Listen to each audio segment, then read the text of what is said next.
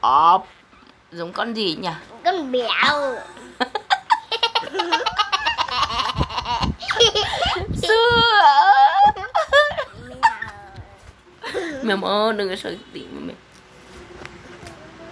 Đứa nào xinh nhất đây?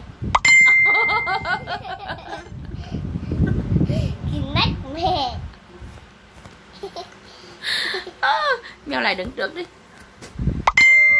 Chào. Ôi chào.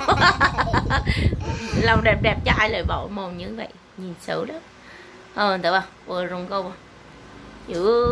Su đâu rồi? Su chạy tàu là đâu rồi? Su sang bên này mà sang bên chị mèo này. Đấy. Trời, hai chị em tính xinh quá nhờ. Cái đi đánh giúp bà béo ấy. Có giống bà béo không có? Cả. Nhưng mà chị mèo của chị mèo không đâu có.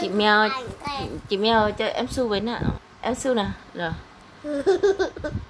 Đó, cả hai chị em này.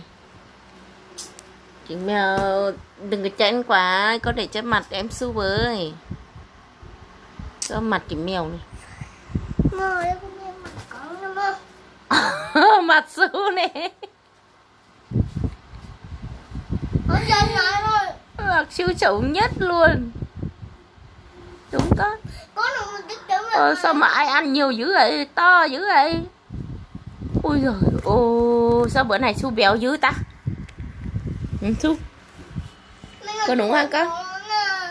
Ô trời ơi, sao cái mặt to dữ nhỉ?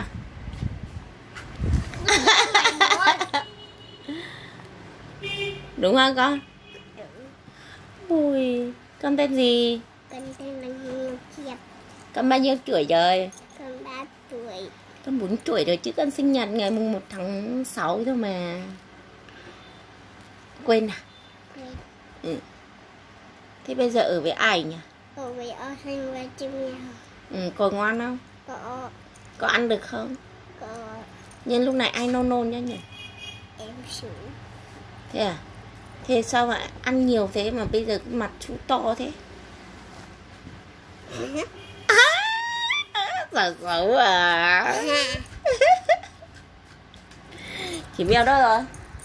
Xem chị mèo có ăn nhiều như em Su không nào?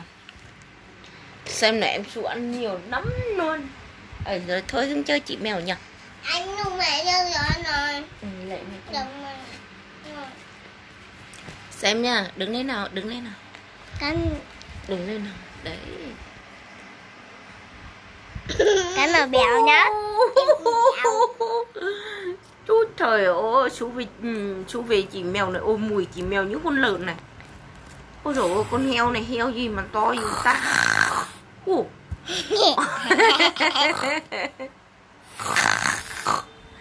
Heo mẹ và heo ba hả con? Con là heo mẹ. Em là heo con. Heo con và heo mẹ và ăn nhiều thế nhỉ? Ôi sao mà lê lời bài con. Hai chị em không lê lời như thế nào. Trong đó mẹ bỏ trong YouTube nó xấu lắm. Mọi người lại cười này. Thôi hai chị em chào mọi người nào. Chào mọi người. Chúc các bạn gì nhỉ? Chúc các bạn ngủ ngon. Nói gì nữa nhỉ? Mình yêu bạn. Đúng. Mình yêu bạn. Rồi, hẹn gặp lại các bạn sau. Hẹn gặp lại các bạn sau. Ngày mai mình thử xem là mình có béo như này nữa không nhá. Ngày mai mình thử xem nào đừng có bị béo không nhá. Yêu các bạn lắm đấy. Yêu các bạn nắm lấy. Bye các bạn chưa? Bye các bạn. Chào các bạn nhiều chứ. Chào các bạn nhiều. Bây giờ thì nhà mình đi đâu nhỉ? Chào các bạn xong rồi thì bây giờ mình đâu nhỉ? Béo. Tớ không phải nói béo. Mà là gì nhỉ? Mặt béo thôi. Ăn nhiều thôi mà đâu có phải béo đâu nhỉ?